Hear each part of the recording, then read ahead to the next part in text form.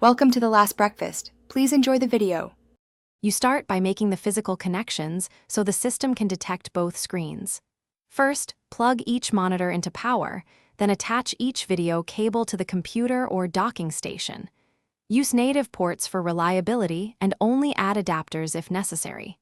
Once done, turn everything on in this order.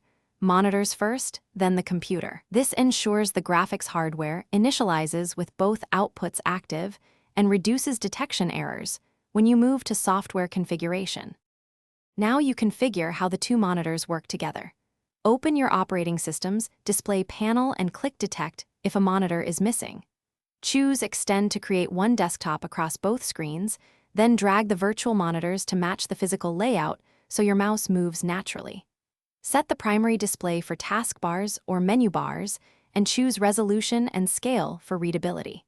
Make sure refresh rates match where possible to prevent tearing. Once configured, apply and test by moving windows between monitors. Finish by validating everyday tasks. Drag apps, play a video, and check color and alignment.